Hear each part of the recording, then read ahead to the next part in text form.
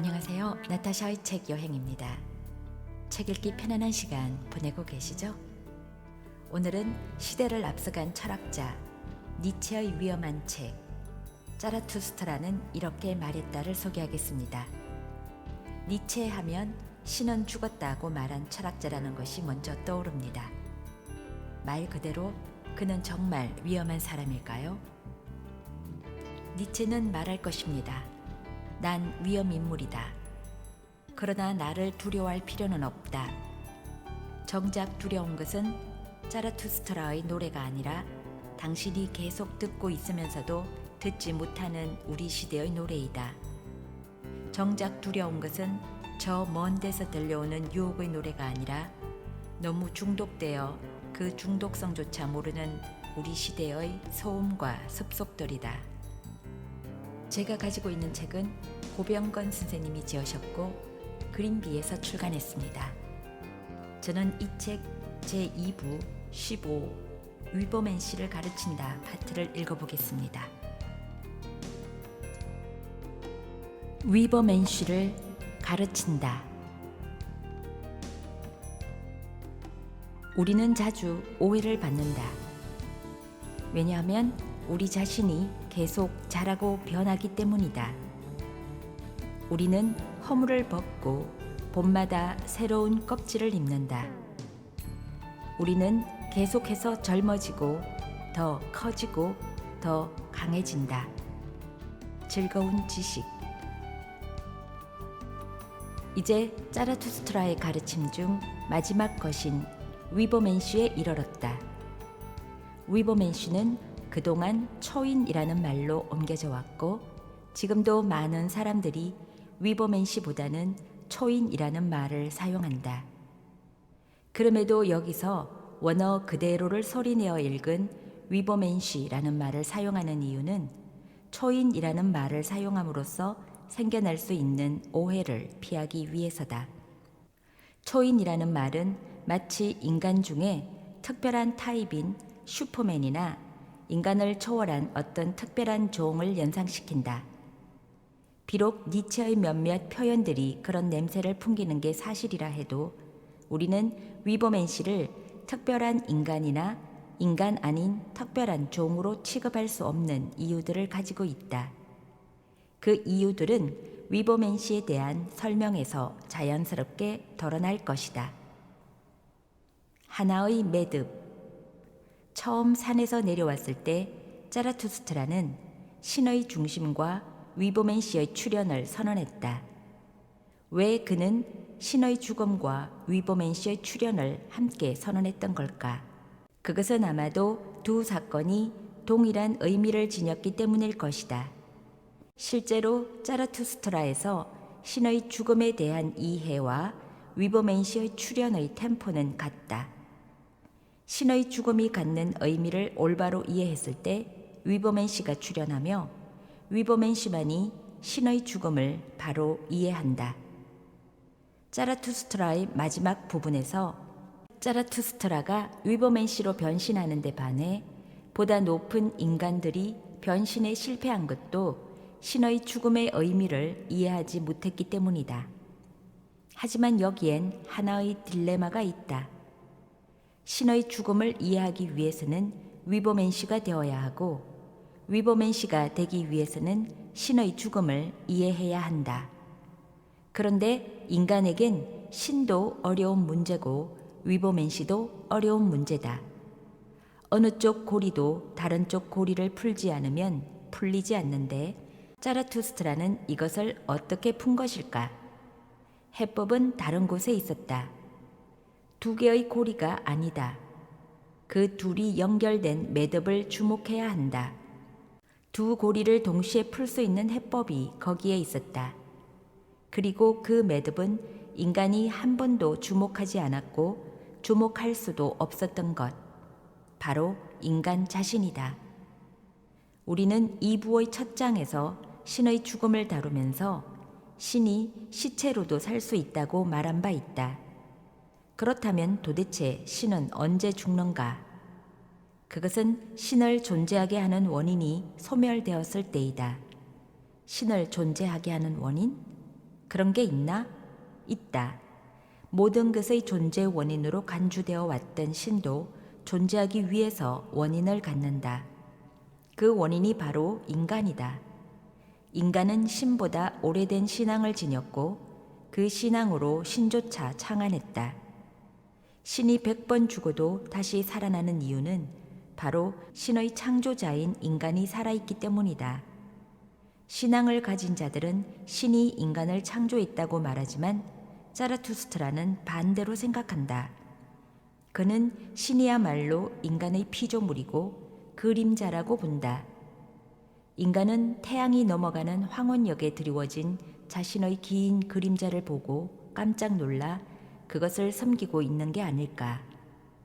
그림자가 사라질 위대한 정오가 오면 모든 것이 분명해질 것이다. 그 시간은 자기 그림자의 그림자로 존재했던 인간이 스스로를 극복했을 때 찾아오는 위버맨시의 시간이다. 따라서 신의 죽음도 위버맨시의 출현도 모두 인간의 죽음을 의미한다. 위버맨시라는 말 자체가 인간을 넘어섬, 인간을 극복함이라는 뜻이다. 자라투스트라는 말한다. 나는 너희들에게 위버맨시를 가르치노라. 사람은 극복되어야 할 그 무엇이다. 자라투스트라의 머릿말. 문제는 결국 인간이다. 신의 죽음도 위버맨시의 출현도 인간에 관한 물음으로 귀착된다. 인간이 인간을 극복할 수 있는가? 인간이 자기 자신의 죽음을 욕망할 수 있는가? 꿈꾸는 자가 스스로 잠에서 깨어날 수 있는가? 인간, 세계의 코미디언. 인간의 죽음을 욕망하라고? 그러나 걱정할 것은 없다. 자라투스트라가 말하는 인간의 죽음은 여러분이 상상하는 그런 섬뜩한 이야기가 아니다.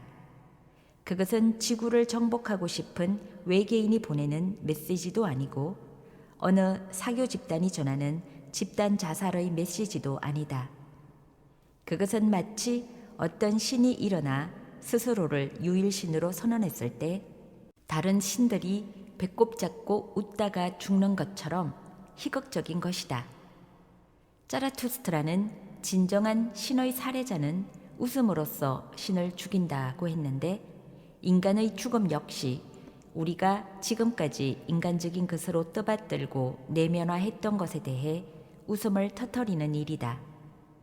우리가 인간적인 코미디에서 벗어날 때 우리는 다른 존재가 되며 그때 인간적인 것은 죽음에 이르게 된다. 그러나 우리는 먼저 인간적인 것이 얼마나 우스꽝스러운 것인지부터 알아야 한다. 특히 자신을 지구, 아니 우주의 특별한 존재로 느끼는 인간의 놀라운 망상에서 벗어나야 한다. 우주의 만원경이 항상 자신을 향해 있다고 느끼는 대단한 스타의식, 세상의 모든 것이 자신을 위해 창조된 것이라고 믿는 황제병, 그리고 지구는 자신이 지킨다는 독수리 오형제식의 주인의식. 만약 우주에서 누군가 지구 대표를 보내달라고 하면 인간은 자기 이름을 부른 줄로 알고 뛰쳐나갈 것이다. 하지만 다른 생물들도 그렇게 생각할까? 그들이 과연 자신들과 공존할 줄 모르는 망나니를 대표 선수로 인정해 줄까? 만약 어떤 생물이 일어나서 민주주의 원칙에 따라 다수결로 하자고 하면 어떻게 할 것인가? 무식하게 힘으로 붙어보자고 할 텐가? 니체는 지구를 자기 것으로 착각하는 인간을 비웃으며 이렇게 말했다. 숲속 개미도 숲의 존재 목적이 자기 자신이라고 믿고 있을 것이다. 인간적인, 너무나 인간적인. 도대체 지구 나이가 몇인지 알고나 있는가? 지구의 나이를 하루로 치면 인간 아니 생명체 자체가 존재한 기간은 한순간의 타오름에 불과하다. 인간적인, 너무나 인간적인. 그런데도 지구라는 행성이 인간을 낳기 위해 그 많은 시간을 보내고 있었다고 생각하는가? 그렇게 생각한다면 인간은 세계의 코미디언이다. 하지만 한 종으로서의 인간 전체가 이런 집단적 망상에 빠진 것은 비교적 최근의 일이다. 아니, 더 정확히 말하자면 인간은 비교적 최근에 일어난 집단적 망상을 통해 태어난 신생종이라고 해야 할 것이다. 프랑스 철학자 푸코는 말과 사물에서 인간을 19세기적 산물이라고 말한 바 있다. 19세기 이전에도 얼마나 많은 인간들이 살다 갔는데 무슨 자다 봉창 두드리는 소리냐고 반문할 수도 있겠지만 그 이야기를 들어보면 이해 못할 바도 아니다. 분명히 19세기 이전에도 숨쉬는 인간들이 있었고 인간이 만물의 척도라는 말은 예전부터 있었다. 그러나 이때의 사람들은 모두 인간에 대한 객관적 규정 자체를 가지고 있지 않았고 그런 것을 갖는 데에도 관심이 없었다. 그래서 지금 기준으로는 영락없는 인간인데도 인간으로 취급받지 못했던 자들, 노예나 야만족 등이 있었고 도저히 인간 세계에 들어올 수 없는 자들, 반인 반수나 천사 등이 인간 대접을 받으며 살아가기도 했다. 인간이 자연의 모든 것들과 분리되어서 그 자체로 고찰된 것은 근대에 들어서다. 우리에겐 이상한 일로 생각되지만 인간을 분석 대상으로 삼고 있는 책들이 근대 이전에 거의 존재하지 않았던 것도 이 같은 상황을 잘 보여준다. 더구나 인간을 하나의 종으로 사유해서 그 능력에 대해 질문을 던진 것은 19세기에 와서다. 칸트는 이렇게 물었다. 우리는 무엇을 할 수 있는가? 우리는 무엇을 해야 하는가? 우리는 무엇을 원해도 좋은가? 여기서 우리라는 말은 인간이라는 종 전체를 가리킨다. 칸트는 인간의 인식 능력, 도덕 능력, 미적 능력을 자기 사유의 대상으로 삼고 있다. 철학만이 인간을 주목한 게 아니다. 생물학은 진화론을 통해 진화의 정점에 있는 인간을 발견했고 경제학은 노동 가치서를 통해 가치의 원천인 노동의 주체로서 인간을 발견했다. 이때부터 인간에 대한 연구들이 쏟아져 나오기 시작했고 인문학이라는 말도 처음 생겨났다. 오늘날 인간은 객관적인 얼굴을 갖고 있다. 이제 그 누구도 인간과 다른 존재를 혼동하지 않는다. 자신에 대한 객관적인 기준을 갖게 됨으로써 인간은 자연이나 세계와 분리된 자신을 상상할 수 있게 되었다. 또 인간은 자신을 발견해냈던 그 잣대로 자연을 측량하고 계산했다. 그래서 니체는 인간이라는 말은 측량자를 뜻한다고 했다. 인간은 자신의 잣대로 자연을 측량하면서 자신이 그 주인이라는 생각을 갖게 되었다. 그러나 인간의 잣대가 자연에 대한 올바른 척도인지는 누구도 알 수 없다. 자연은 인간이 자연의 이름을 부를 때 느끼는 것과는 완전히 다른 것인지도 모른다. 우리가 알고 있는 것은 인간적으로 포착된 자연의 얼굴뿐이다. 우리는 우리 척도와 맞지 않는 자연이 있다는 사실을 자주 잊는 경향이 있다. 그리고 이러한 망각은 세계 안에 존재하면서도 세계를 자신의 저울대 위에 제멋대로 올려놓을 수 있는 것처럼 상상하는 오만함과 밀접하게 연관되어 있다. 니체는 인간의 오만함이 불거질 때마다 웃음을 터뜨리곤 했다. 존재 자체를 자기 저울대 위에 올려놓는 세계의 심판자 인간. 이런 태도가 얼마나 비정상적이고 어처구니 없는가를 생각해보라. 우리는 인간과 세계라는 말에 웃음을 터뜨린다. 마치 인간과 세계가 과라고 하는 귀여운 걸자에 의해 나란히 서 있을 수 있는 것처럼 보이지 않는가. 그 작은 걸자에는 인간의 뻔뻔함이 들어있다. 인간은 짐승과 위버맨시 사이의 밧줄이다. 자라투스트라는 위버맨시를 가르치기 이전에 인간에 대한 경멸부터 가르쳤다.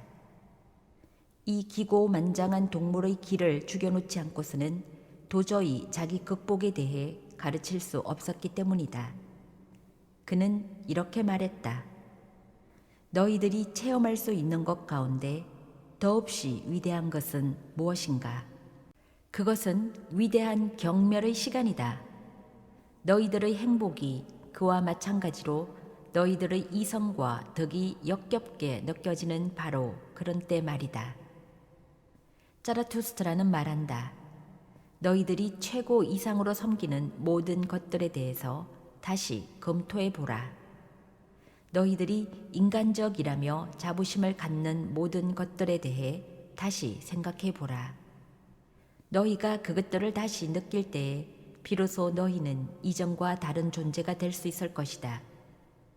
너희가 너희 자신에 대해 부끄러움을 느끼지 못한다면 너희는 스스로를 결코 극복할 수 없다. 그래서 나는 인간에 대한 경멸을 가르친다. 대지는 지금 여러 피부병에 시달리고 있는데 그 피부병들 중의 하나가 인간이라는 존재다. 인간은 또한 세상을 오염시키는 더러운 강물과도 같다. 참으로 사람은 더러운 강물과 같다. 더럽혀지지 않은 채 더러운 강물을 모두 받아들이려면 사람은 먼저 바다가 되어야 하리라. 보라, 나는 너희들에게 위보맨씨를 가르치노라. 이 위보맨씨가 바로 너희들의 크나큰 경멸이 그 속에 가라앉아 몰락할 수 있는 그런 바다다. 자라투스트라가 볼 때 인간이 불명예를 극복하는 방법은 하나다. 그것은 인간을 넘어서는 것, 즉 위버맨시 하는 것이고 위버맨시를 낳는 것이다. 작가의 위대함이 그가 낳은 작품들에 있듯이 인간의 위대함도 그가 낳을 존재에 달려있다. 둘 사이에 차이가 있다면 후자에게는 창작의 대상이 따로 존재하지 않고 주체 자신이 그 대상이라는 점뿐이다. 앞서 우리는 자라투스트라에게 임신과 출산이 갖는 의미를 살펴본 바 있다. 자라투스트라에게 출산은 사실상 변신을 의미한다. 스스로의 힘에 의해 어떤 변신을 이루었을 때 자라투스트라는 변신 전의 존재가 변신 후의 존재를 낳았다고 표현한다. 따라서 위대해지고 싶다면 인간은 위대한 존재로 변신해야 한다. 그러나 인간의 변신을 가로막는 커다란 장애물이 있다. 그 장애물은 다름 아닌 인간 자신의 오만이다. 오만 때문에 인간은 자신보다 나은 존재의 출현을 원치 않는다. 그는 위대한 자를 낳는 자가 아니라 그 자체로 위대한 자이고 싶어 한다. 그들은 위대한 자를 낳는 산통을 두려워한다. 하지만 고통을 겪지 않고서 도대체 무엇을 낳을 수 있을까? 여인들에게 물어보라. 즐거워서 아이를 낳는 게 아니다. 불행히도 인간들은 손쉬운 방법을 택했다. 착각하기와 망상에 빠지기. 인간들은 말한다. 우리는 더 이상 위대한 것을 낳을 필요가 없다. 바로 우리들이 세계의 목적이며 최종적인 목표이다. 존재하는 모든 것들이 자신을 뛰어넘어 그들 이상의 것을 창조해 왔다는 자라투스트라의 말은 옳다. 그러나 그것은 우리 인간이 나올 때까지의 이야기다. 저기 아메바에서부터 원숭이에 이르기까지 모든 것들은 자신을 극복하는 존재를 낳아왔다. 그 마지막 결과물이 바로 인간인 것이다. 모든 생물들은 인간을 향해 진화해 왔다. 인간이야말로 진화의 목적이다. 그러자 자라투스트라가 되받아친다. 너희에게 원숭이는 무엇인가? 일종의 웃음거리 아니면 일종의 견디기 힘든 부끄러움이 아닌가? 위보맨씨에게는 인간이 그렇다. 인간은 일종의 웃음거리 아니면 일종의 견디기 힘든 부끄러움일 뿐이다. 인간은 자신을 진화의 끝매듭으로 간주하지만 자라투스트라는 인간을 연결된 밧줄로 규정한다. 인간은 짐승과 위보맨씨 사이를 잇는 밧줄이다. 인간은 자신을 목적으로 간주하지만 자라투스트라는 인간을 과정이자 몰락으로 간주한다. 사람에게 위대한 점이 있다면 그것은 그가 목적이 아니라 하나의 달이라는 점이다. 사람에게 사랑받아야 할 점이 있다면 그것은 그가 하나의 과정이요 몰락이라는 점이다. 여기서 우리가 주의해야 할 점이 있다. 자라투스트라가 이야기를 잘못 이해하면 우리는 위보맨 씨를 인간이 더 진화한 종으로 생각할 수 있으며 또 위보맨 씨야말로 진화의 최종 단계라고 생각할 수도 있다. 그러나 자라투스트라는 위보맨 씨를 인간이 진화한 종으로 생각하지 않았고 위보맨 씨가 진화의 최종 목적지라고 생각하지 않았다. 그는 오히려 최종 목적지를 생각하는 것이야말로 대단히 인간적인 것이라 생각했다. 진화와 변신. 니체는 여러 가지 이유에서 진화론에 거부 반응을 보였는데 그 이유 중 하나는 진화론에 목적론적 성향이 있다는 점이었다. 그는 즐거운 지식에서 다윈의 진화론은 헤겔 철학 없이는 불가능했을 것이다 라고 말한 바 있다.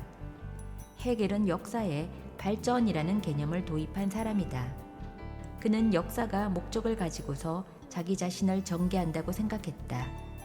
다윈의 진화론 역시 자연의 시간에 어떤 목적이 있다는 인상을 심어주고 있다. 물론 다윈의 진화론은 자신을 자연 안의 특별한 존재로 간주했던 인간의 자존심에 대단한 상처를 입혔다. 그 이론은 동물과 인간 사이에 근본적 차이가 없음을 보여주었기 때문이다. 니체 역시 다윈의 이 위험한 생각을 대단히 높이 평가했다. 그러나 문제는 인간과 동물이 연속적이라는 점에 있는 게 아니라 더 고등한 유형이 더 저급한 유형을 압도해 왔다는, 즉 저급한 유형에서 고등한 유형으로 생물들이 발전해 왔다는 사고방식에 있었다. 사람들은 동물과 인간 사이의 근본적 차이가 부정됨으로써 입었던 자존심의 상처를 쉽게 회복했다. 인간은 자연 안에 존재하는 가장 고등한 유형이기 때문이다. 심지어 다윈 이론을 무차별적으로 적용한 사회적 다윈주의의 경우엔 약소 민족에 대한 침략과 지배를 다윈의 이름으로 정당화하기까지 했다. 헤겔의 역사 철학이 시간상 늦게 나온 것들을 더 고등한 유형으로 묘사하듯이 다윈주의 역시 늦게 나온 것들을 더 고등한 유형으로 보고 있는 것이다. 이는 강함과 약함, 진보와 퇴보를 시간의 방향에 내맡기는 것과 같다. 다윈이 주장한 실제 내용과는 상관없이 다윈주의는 역사의 진보를 주장하는 이론으로 변질되었으며 역사에서 살아남거나 뒤늦게 출현한 것들을 정당화하는 이론적 근거로 받아들였다. 니체는 어떤 소 같은 학자들이 나를 다윈주의로 의심한다고 불평한 적이 있다. 아마도 자신이 말하는 위버맨시로의 변신을 진화의 관점에서 이해하는 것이 못마땅했기 때문일 것이다. 인간이 다윈주의의 논법에 따라 탄생했을지는 몰라도 위버맨시는 그런 식으로 탄생할 수 없다. 자라투스트라는 생물들의 긴 역사를 자기 탄생의 준비 과정으로 이해하고 있는 오만함에 또 한 번 웃음을 터뜨리기도 했다. 만약 진화의 모든 과정이 인간을 향한 것이었다면 인간은 결국 완성된 벌레이고 자기 목적을 실현한 원숭이가 아닌가. 확실히 너희들의 많은 부분은 여전히 벌레이고 어떤 원숭이보다도 더 철저한 원숭이다. 자라투스트라는 인간에게 위보맨시로 넘어가는 것이 발전이나 진화라기보다는 철저한 몰락을 거친 변신임을 주장한다. 헤겔적인 의미에서의 발전과 자라투스트라의 변신은 전혀 다른 것이다. 위보맨시는 인간적인 것의 축적을 통해 일어난 질적 변화가 아니다. 위보맨시는 인간적인 그 어떤 것도 승계하지 않는다. 인간적인 것의 철저한 몰락만이 위보맨시의 출현 조건이다. 앞장에서 이야기한 낙타에서 사자로, 사자에서 어린 아이로의 변신을 떠올려 보자. 사자는 낙타의 광활을 통해서 출현한 것도 낙타의 부정을 통해서 출현한 것도 아니다. 사자는 긍정적으로든 부정적으로든 낙타를 닮지 않았다. 낙타가 무조건 예라고 말하는 짐승이라고 해서 사자가 무조건 아니오라고만 하는 짐승은 아니다. 사자가 아니오라고 말하는 것은 해야만 한다는 명령에 대해서다. 정확히 말하자면 사자는 아니오를 말하는 짐승이 아니라 하고 싶다고 말하는 짐승이다. 낙타가 자기 욕망을 포기한 짐승이라면 사자는 자기 욕망을 표출하는 짐승인 것이다. 이 둘은 전혀 다른 종이다. 사자와 어린아이의 관계도 마찬가지다. 어린아이는 긍정이든 부정이든 사자를 전혀 닮지 않았다. 사자는 아니오를 말할 때 어르렁거리지만 아이는 아니오를 말할 때 웃는다. 사자는 자기 욕망을 하고 싶다로 표출하지만 아이는 자기 욕망을 그대로 실현한다. 아이의 욕망은 하고 싶다가 아니라 존재한다이다. 아이는 사자가 발전한 모습이 아니다. 사자는 아이가 되기 위해 철저히 변신해야 한다. 벌레나 원숭이를 갖고 있는 인간과 달리 아이는 낙타나 사자를 전혀 갖고 있지 않다. 인간적인, 너무나 인간적인. 정말로 인간적인 것은 철저히 몰락해야만 하는 걸까? 인간적인 것을 더 높은 차원으로 끌어올리는 식으로 문제를 해결할 수는 없을까? 자라투스트라는 보다 높은 인간들에게서 그 가능성을 검토하고 있다. 보다 높은 인간들은 실제로 보통 사람들과는 차원이 다른 내공의 소유자들이다. 그들은 인간적 가치들을 경멸해서 세속으로부터 탈출했고 자라투스트라를 만나 구원을 꿈꾸는 자들이다. 이들은 과연 구원받을 수 있을까? 이들 업그레이드된 인간들은 과연 위버맨시 할 수 있을까?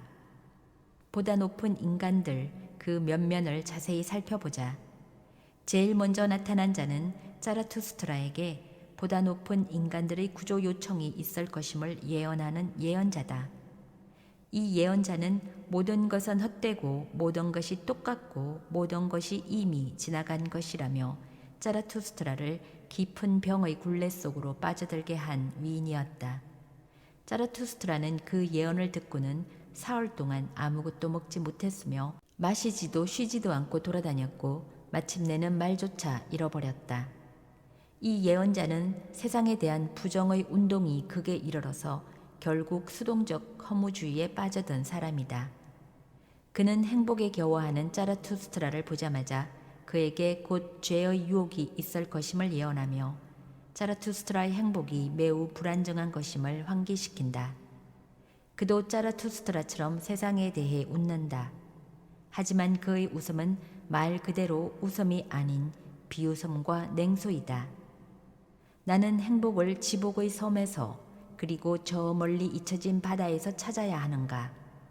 그러나 모든 것은 한결같다. 아무 소용없다. 무엇을 찾는 힘이 되지 못한다. 지복의 섬은 더 이상 존재하지 않는다. 예언자의 냉소적 예언을 뒤로하고 보다 높은 인간들에 대한 구조에 나섰을 때 자라투스트라가 처음 만난 사람은 한 마리의 나귀를 탄 2명의 왕들이다. 왕들은 천민적 도덕과 문화의 염증을 느껴 자신들보다 더 높은 인간을 찾아 나선 자들이다. 그들은 군중들이 승리한 것을 목격하자마자 왕국에서 떠나왔다. 우리는 천민을 피해 도망친 것이다. 이들 울부짖는 자들과 글을 쓰는 금파리, 소상인의 악취, 몸부림치는 야심, 고약한 숨결을 피해서 제기를 천민들과 더불어 살다니, 제기를 천민들 사이에서 어뜸가는 척하다니, 아 역겹다, 역겹다, 역겹다. 우리 왕들이 이제 무슨 소용이랴. 왕들과의 대화. 그들의 마음을 지배한 것은 전통적 관습에 대한 추억이다. 그들은 자라투스트라에게 자신들의 조상이 누린 행복에 대해 수다스럽게 떠들었다. 과거는 얼마나 아름다웠던가. 2명의 왕들은 과거의 추억 속에서 현실을 비난한다. 자라투스트라가 왕들 다음으로 만난 사람은 거머리를 연구하는 전문가였다. 그는 과학의 정신을 표상한다. 그는 확실하게 증명되지 않은 많은 것들을 너무 쉽게 믿어버리는 사람들의 태도를 경멸한다. 나는 정신의 양심을 지닌 자다. 그리고 정신의 문제에서 나보다 더 엄격하고 엄밀하고 가혹한 자는 없다. 반쯤 알기보다는 차라리 아무것도 모르는 게 낫다. 낯선 사람의 판단에 힘입어 현자가 되기보다는 차라리 자신의 주먹을 믿는 바보가 되라. 나는 사물들의 근본까지 파고드는 사람이다. 거머리. 그래서 그가 연구 주체로 택한 것은 거머리다. 거머리도 다 연구하는 게 아니다. 그것조차 너무 많다. 나는 거머리 두뇌에 대해서만 전문가다. 그의 정신은 파르메니데스의 신에 대한 기도, 즉 널판지 크기라도 좋으니 제발 확실한 것을 내려달라는 그 기도를 떠올리게 한다. 그는 모호하고 환상적인 모든 것들을 경멸한다. 그는 학문에 있어 철저히 금욕적인 사람이었다. 자라투스트라가 그 다음 만난 사람은 마술사였다. 마술사는 거짓과 속임수로 이루어진 세계를 연기함으로써 장난을 친다. 자라투스트라가 화가 나서 지팡이로 내리치자 그는 몸을 빼며 이렇게 말한다. 그만, 오 자라투스트라여.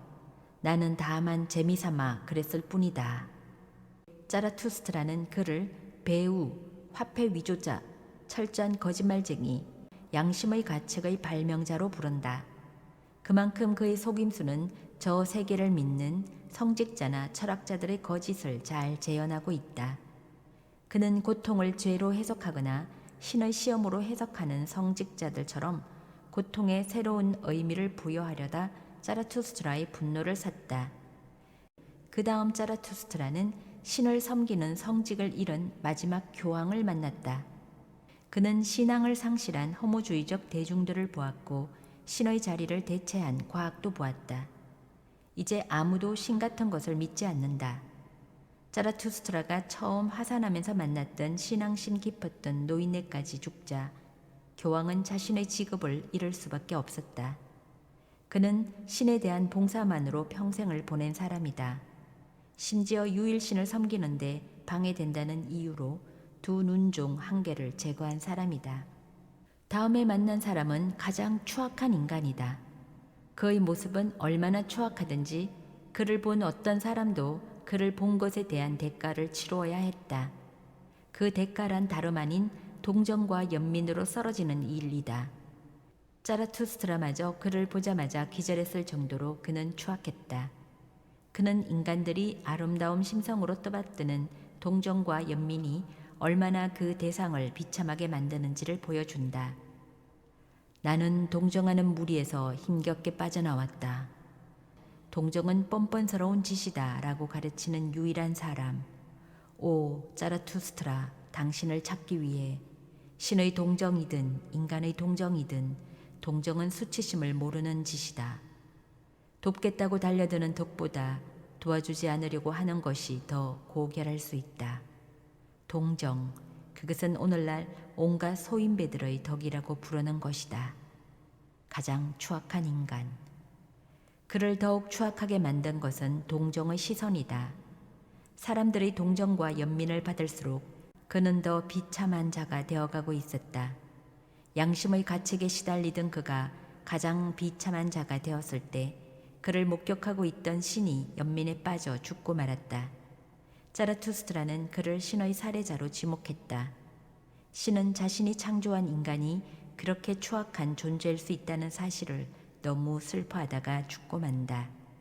그 다음에 만난 보다 높은 인간은 자발적으로 거지가 된 자이다. 그는 자신이 부자라는 사실이 부끄러워 모든 재산과 풍요로움을 가난한 자들에게 나누어 주었던 사람이다. 자라투스트라가 보았을 때 그는 암소들에 둘러싸여 무언가를 배우고 있는 중이었다. 자라투스트라는 그가 가난한 사람들에게서 쫓겨났음을 알아챈다. 그대는 배웠을 것이다. 제대로 주는 것이 제대로 받는 것보다 얼마나 어려운 일인가를. 자발적으로 거지가 된 자는 가난한 자들에게서 음란한 탐욕과 쓰디쓴 시샘, 분노로 이글거리는 복수심, 천민의 자부심을 보았다고 말한다. 그는 부자들의 차디찬 눈길과 의기양양한 심보, 쓰레기에서 이득을 취하려는 태도, 부에 대한 예속, 금으로 번지르르하게 거칠한 천민에 대한 역겨움을 경멸했지만 결국엔 가난한 자들에게도 크게 다를 바 없는 악덕을 목격했던 것이다. 그는 세계를 욕하면서 숲으로 도피했다. 위에 천민, 아래도 천민. 오늘날 무엇이 가난함이며 무엇이 부유함인가? 나는 이들 사이의 차이를 잊고 말았다. 그리하여 나는 거기서 멀리, 더 멀리 도망쳐 이들 암소에게까지 온 것이다. 자발적으로 거지가 된 자. 그는 그저 암소들처럼 양지에 누워 되새김질하며 빈둥거리고 무언가 씹을 거리를 찾고 있을 뿐이었다. 그는 그런 되새김질과 빈둥거림을 행복으로 삼고 있는 사람이었다. 마지막 보다 높은 인간은 자라투스트라의 그림자였다. 그는 자라투스트라와 함께 여러 곳을 방랑했던 자이다. 그는 자라투스트라와 함께 온갖 금지된 것, 더없이 고약한 것, 더없이 먼 것에 침투하려 했고 어떤 금지된 것도 두려워하지 않았다. 마음속으로 숭배했던 수많은 우상들을 파괴했으며 위험스러운 모험도 마다하지 않았다. 그런 그가 이제 피로를 느끼기 시작했다. 그는 오랜 방랑으로 고향에 대한 그리움이 더욱 간절해져 있었다. 내 고향에 대한 추구, 오 자라투스트라여, 그대는 알고 있지 않은가? 이 추구가 나의 재앙이라는 것과 그것이 나를 탈진시킨다는 것을. 나의 고향은 어디 있는가? 나는 그것을 묻고 또 찾고 있다. 일찍이 그것을 찾아보기도 했지만 찾아내지는 못했다. 오 영원히 어디에나 있으면서 어디에도 없는 오 영원한 허사여. 그림자. 피로라는 방랑자의 최대의 적이 그를 덮친 것이다. 우상 파괴의 놀이도, 중력의 영을 눌려대던 자유분방한 춤도, 금욕주의를 웃어넘기던 그 환한 미소도 고향에 대한 향수 때문에 위험에 빠졌다. 자라투스트라의 그림자. 그는 자유로운 전사에서 피로한 자로의 반동적인 변신을 나타낸다.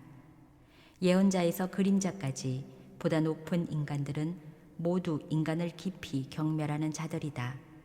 적어도 겉으로 보기에는 그렇다. 그러나 이들의 경멸은 무언가를 넘어선 자가 자신이 넘어선 것에 대해서 터터리는 웃음과는 거리가 멀었다. 모두가 자라투스트라의 동굴에 모였을 때 오른편 왕은 이렇게 말한다. 오 자라투스트라여, 다시 희망하기를 배우지 않고서는, 그대에게 위대한 희망을 배우지 않고서는 더 이상 살 의사가 없는 자 모두가 오고 있다. 환영 인사. 약간의 차이가 있긴 하지만 이들을 지배하는 건 허무주의다. 약간의 차이가 있다는 것은 허무주의가 나타난 양상들이 다르다는 말이다. 어떤 이들은 반동적 허무주의를, 다른 이들은 수동적 허무주의를 표현하고 있을 따름이다. 어떻든 이들 모두는 허무주의자들이다. 많은 짐과 추억이 그대들의 어깨를 짓누르고 있다. 많은 고약한 난쟁이들이 그대들의 몸 구석구석에 쪼그리고 앉아 있다. 그대들 안에도 천민이 숨어 있는 것이다. 환영 인사. 모든 익은 것들은 죽기를 원한다. 하지만 자라투스트라는 보다 높은 인간들에 대한 희망을 버리지 않았다. 비록 허무주의자들이기는 하지만 그들의 변신의 기본인 위대한 경멸을 흉내내고 있었기 때문이다.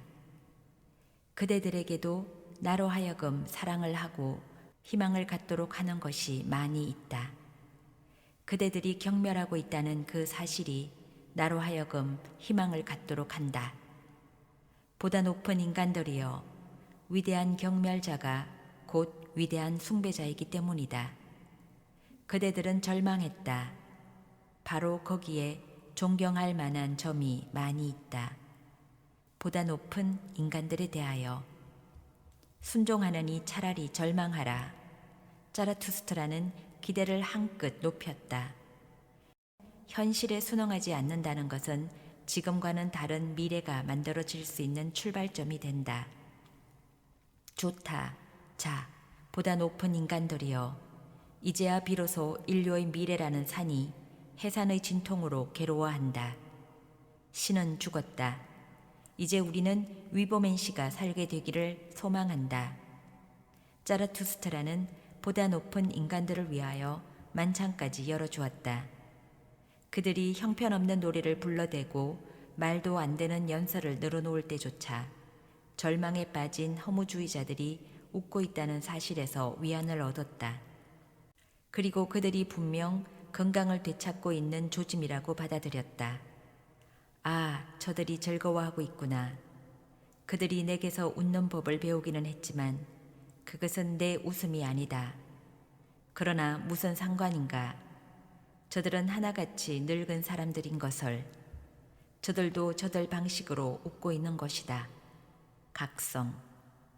그러나 보다 높은 인간들은 자라투스트라의 믿음을 철저히 배신하고 말았다. 제 아무리 업그레이드를 했다고 해도 그들은 여전히 인간이었다. 그들은 제 발로 서는 것을 두려워했다. 자라투스트라는 나귀를 타고 온 왕들을 꾸짖으며 높이 오르려거든 스스로의 발을 사용하라고 말한 적이 있었다. 그러나 그들은 스스로 서는 것에 대한 두려움을 가지고 있었다. 무언가 의지할 것이 있어야만 한다는 생각, 죽어버린 낡은 신을 새로운 신이 대체해야 한다는 생각이 그들의 공포를 이용해서 퍼져나간다. 그들은 점차 깊은 신앙의 세계, 순종의 세계로 들어가고 있었다. 나귀제는 그것을 단적으로 보여준 사건이었다. 자라투스트라가 잠시 동굴 바깥으로 나온 사이 만찬장에서는 희한한 일이 벌어졌다. 보다 높은 인간들인 두 사람의 왕, 실직한 교황, 고약한 마술사, 자발적으로 거지가 된 자, 정신의 양심가, 가장 추악한 자, 자라투스트라의 그림자를 자처했던 방랑자, 늙은 예언자 등이 모두 신앙심 깊은 노파처럼 무릎을 꿇고 나귀를 경배하고 있었던 것이다. 가장 추악한 자가 낭송한 기도문에는 나귀를 숭배한 이유에 대해 이렇게 밝히고 있다. 그는 우리의 무거운 짐을 대신 짊어진다. 그는 종의 모습을 하고 있고 진심으로 참고 있으며 아니다 라고 말하는 법이 없다. 그는 말하지 않는다. 그가 창조한 이 세계를 향하여 그렇다고 말하는 것 말고는. 그는 긴 귀를 가지고 있고 그렇다고 말할 뿐 결코 그렇지 않다고 말하지 않는다. 이 얼마나 숨겨진 지혜인가. 그대는 곧은 길도 꾸불꾸불한 길도 간다. 그대는 사람들이 무엇을 곧다고 하는지 무엇을 구불구불하다고 하는지 신경도 쓰지 않는다. 그대의 제국은 진정 선악의 저편에 있는 것이다. 그대는 무엇이 순진무구함인지를 알지 못한다. 그것이 바로 그대의 순진무구함이다. 그대는 누구도 마다하지 않는다. 거지도 왕도 마다하지 않는다. 각성. 그들은 자라투스트라가 가르친 긍정을 완전히 오해했다. 그들은 이아 하고 우는 나귀의 울음소리를 야와 구분하지 못했다. 나귀는 앞서 본 바 있던 낙타처럼 부정할 줄 모르는 동물이다. 나귀의 긴 귀는 주인의 명령을 빨리 알아채는 데만 유용할 뿐이다. 보다 높은 인간들은 아무런 가치 판단도 하지 못한 채 그냥 예라고 말하는 나귀를 선악의 가치 판단을 넘어선 존재로 착각하고 있다. 니체는 도덕의 계보학에서 자신의 선악을 넘어서라는 표현이 좋음과 나쁨을 넘어선다는 의미가 아님을 강조한 적이 있다. 그는 도덕적 선악을 비판했을 뿐 좋음, 나쁨의 판단을 포기한 것이 아니다. 오히려 추상적이고 보편적인 선악의 판단이 아니라 자기에게 맞는 좋음, 나쁨을 판단하는 것이야말로 강자의 특징이다. 사람의 자식들이여, 이 무슨 짓들인가. 나귀를 섬기는 보다 높은 인간들을 보고 깜짝 놀란 자라투스트라가 그들 하나하나를 잡고 다시 신앙으로 돌아간 이유를 캐물었다. 우선 교황에게 물었다. 우상을 숭배해도 되느냐고. 교황은 이렇게 답한다. 지상에 아직도 경배할 것이 있다는 사실에 나의 늙은 마음은 기뻐 날뛴다. 오 자라투스트라여, 늙고 경건한 교황의 심정을 용서하라. 자라투스트라의 그림자를 자처한 방랑자에게도 물었다. 스스로를 자유정신으로 자처한 그가 어떻게 나귀 따위를 신으로 섬기느냐고. 그대 말이 옳다. 그러나 어찌하랴. 자라투스트라여, 그대가 무슨 말을 하든지 옛 신이 되살아난 것을, 신들에게 있어 죽음이란 늘 그랬듯이 선입견에 지나지 않는다. 마술사에게도 물었다. 나귀 같은 것을 신으로 섬긴다면 늘 연기하는 당신의 말을 이제 누가 믿겠느냐고. 마술사가 답한다.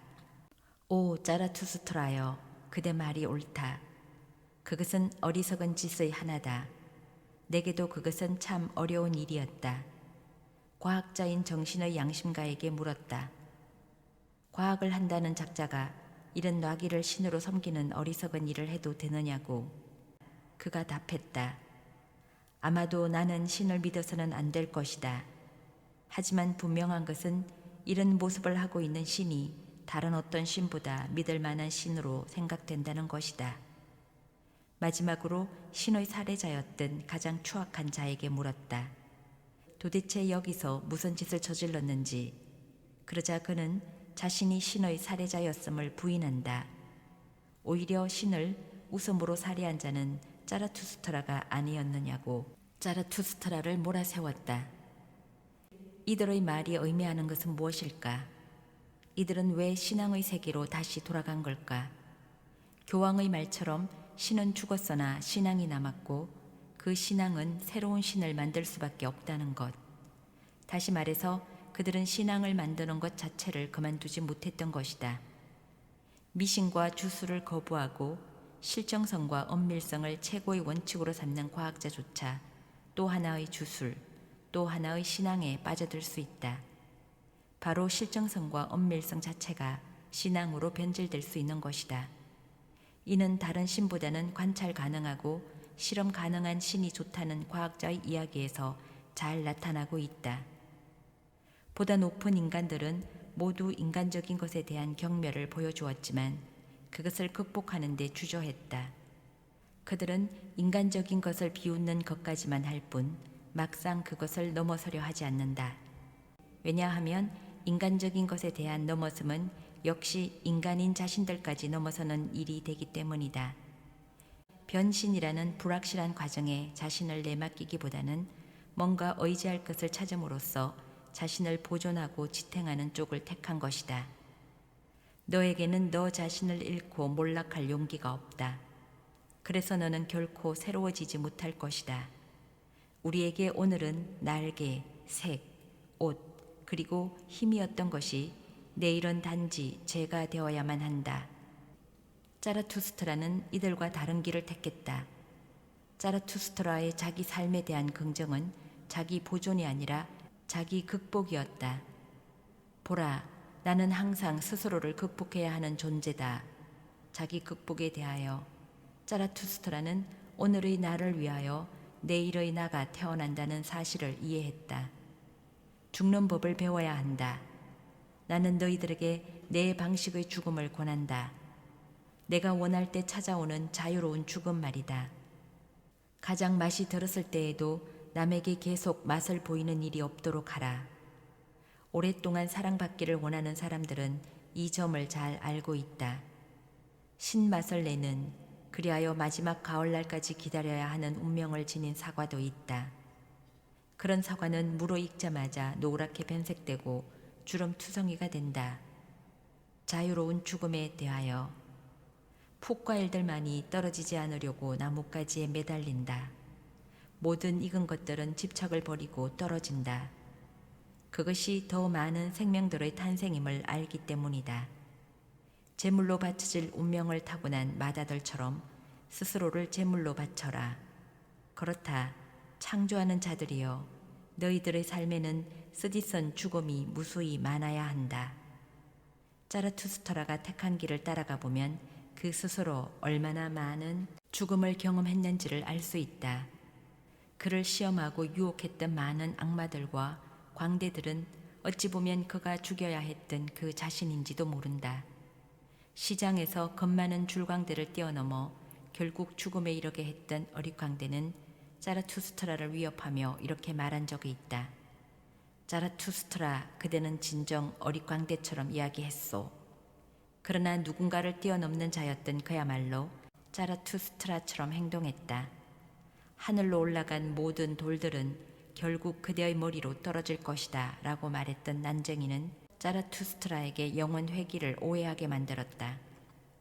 그리고 도시로 들어가는 길목에서 자라투스트라 흉내를 내며 도시를 저주하던 자라투스트라의 원숭이는 자라투스트라의 위대한 경멸을 부정의 정신과 혼동하게 했다.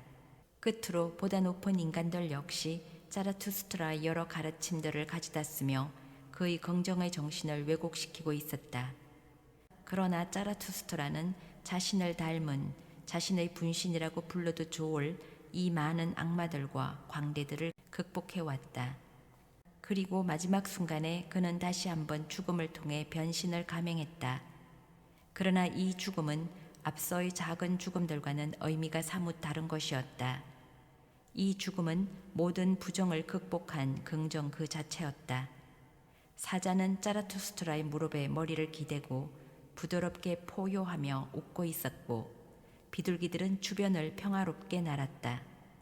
보다 높은 인간들은 그 광경을 보고 무서워서 달아났으나 자라투스트라의 마음속은 지극히 평화로웠다. 그의 마지막 깨달음은 연민과 집착에 대한 것이었다. 지금의 자신에 대한 연민과 집착, 그리고 구원해주고 싶은 그 누군가에 대한 연민과 집착, 이 모든 것들이 매 순간의 변신을 가로막고 있음을 깨우친 것이다. 나의 고통과 나의 연민, 그것이 무슨 상관인가? 나는 행복을 열망하고는 있는가? 나는 나의 작품을 열망하고 있을 뿐이다. 좋다. 사자는 왔으며 내 아이들도 가까이에 있다. 자라투스트라는 성숙해졌다.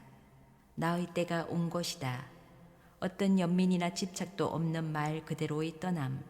그것이 거의 위보맨시로의 변신이었다. 이제 위보맨시에 대한 자라투스트라의 생각을 정리해 볼 때가 되었다. 위보맨시라는 말은 그 자체로 인간을 넘어섬 혹은 인간의 죽음을 의미한다. 그러나 그것은 숨쉬고 있는 생물학적 존재인 사람들의 사망을 의미하는 건 아니다. 푸코가 인간의 탄생을 지칭하면서 말했듯이 인간을 인간이게끔 하는 많은 규정들이 있다. 그런 규정들은 우리를 우리로 만들어주는, 다시 말해서 우리 정체성을 구성하는 것들이다. 위보맨시란 이런 규정들로부터 떠나는 것을 의미한다. 일본 애니메이션 공각기동대에는 이런 대사가 나온다. 인간이 인간이기 위해서 수많은 부품이 필요하듯이 자신이 자신이기 위해서는 놀랄 만큼의 많은 것이 필요해. 그것들 전부가 내 일부이고 나라는 의식 그 자체를 만들어내지. 하지만 그것들이 동시에 나를 어느 한계로 제약해. 위보맨시란 인간적 한계를 극복하는 것이다. 어떤 의미에서 보자면 위보맨시로의 변신이라는 말은 동어 반복이라는 느낌이 든다. 왜냐하면 위보맨시라는 말 속에 들어있는 넘어섬이라는 단어는 사실상 변신을 뜻하기 때문이다. 그런데 이 넘어섬은 한 번으로 끝나는 걸까? 변신은 한 번으로 족한가? 만약 그렇다면 우리는 위보맨시를 인간 다음에 오는 새로운 종으로 불러야 할 것이다. 그러나 자라투스트라는 자기 극복을 한 번이라고 하지 않는다. 오히려 그는 여러 번이라고 말한다. 그의 주사위 놀이가 그것을 잘 보여준다. 주사위 놀이는 영원 회귀한다. 누군가 주사위 던지기를 멈추었다면, 다시 말해서 변신하기를 멈추었다면 그는 틀림없이 연민과 집착을 갖고 있는 것이다. 자라투스트라가 위보맨시에 성공했을 때 그는 자신의 작품을 열망할 뿐이라고 했다. 우리는 니체가 트리스트럼 샌디를 쓴 영국 작가 로렌스 스턴을 칭찬하면서 했던 말을 자라투스트라의 작품, 자라투스트라의 삶에도 적용시켜야 할 것이다. 그의 작품이 위대한 것은 완결된 멜로디를 구사한다는 점에 있는 것이 아니라 끊임없는 멜로디를 구사한다는 점에 있다. 그렇다면 우리는 위보맨시를 어떻게 불러야 할까? 명사로서 접근한다면 우리는 위보맨시를 항상 넘어서는 자들로, 넘어섬을 통해서 자신을 규정하는 자들로 불러야 할 것이다. 자신을 규정하는 정체성이 따로 있는 것이 아니라 그런 정체성 자체를 끊임없이 변형시키는 것을 유일한 정체성으로 갖는 자들이라고 할 수 있다. 우리가 위보맨 씨를 어떤 종으로 부를 수 없다고 한 이유도 여기에 있다. 종이란 개별적 정체성을 가져야 하지만 위보맨 씨에겐 그런 정체성이 없다. 굳이 정체성을 말한다면 정체성을 극복하는 것만을 정체성으로 갖는다고 해야 할 것이다. 그러나 이 말은 모순적으로 들린다. 그래서 나는 위보맨 씨를 동사적으로 접근할 필요가 있다고 생각한다. 위보맨 씨는 인간적인 것을 넘어서기 혹은 인간적인 것으로부터 변신하기라고 할 수 있기 때문이다. 지금까지 나타샤의 책 여행이었습니다.